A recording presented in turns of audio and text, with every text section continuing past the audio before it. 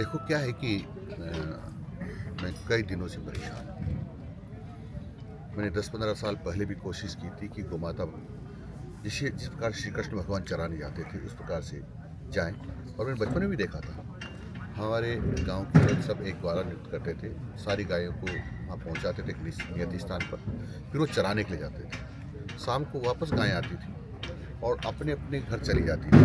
उसके कारण से गोमाता का गोबर और गोमाता का मूत्र वहाँ गिरता था, उससे जो नेगेटिव ऊर्जा होती थी वो नहीं आती थी, यानी सकारात्मक ऊर्जा रहती थी। इस मिट्टी का स्वास्थ्य खराब हुआ है, उसको कौन ठीक करेगा? ऐसी तो कोई दवाई बनी नहीं जो कोई ठीक कर दे।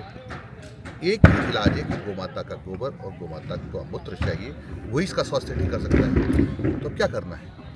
अब यही करना पड़ेगा, जो गोमाता बची हैं उनको प्रायश्चित करके माफ़ी मांगकर वापस अपने घर बुलाना पड़ेगा, उनका पालन पोषण करना पड़ेगा। इतने बीघा में क्योंकि सुना ये है कि इतना बड़ा आयोजन हिंदुस्तान में पहली बार हो रहा है, खास करके गौ माता को लेकर, तो कितने बीघा में ये होगा? मेरा अंदाज़ा है कि 1000 बीघा जमीन है, लेकिन हमने 500 बीघा जमीन में ये कार्यक्रम कर रहे हैं।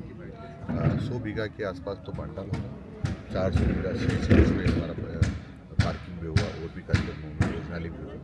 तो 500 बीघे के लगभग ये ज़मीन है। ये कोटा जिले के राजमंडी तहसील का फतेहपुर गाँव है, जहाँ ये औद्योगिक क्षेत्र है, उसमें ही काम कर रहे हैं लोग। कितने लोगों को आने की संभावना? चूँकि देखो क्या है कि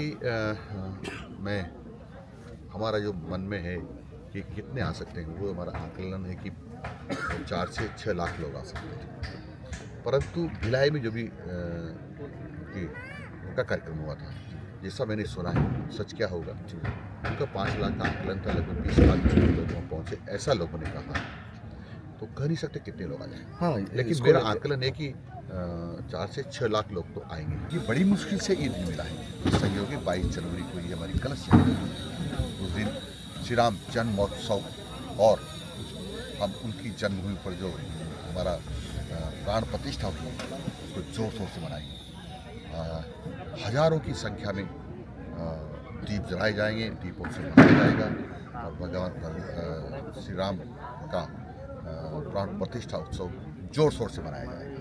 जब बहुत विशाल कलश यात्रा होगी, हजारों की संख्या में मेरी बहनें, बेटियां, माताएं होंगी।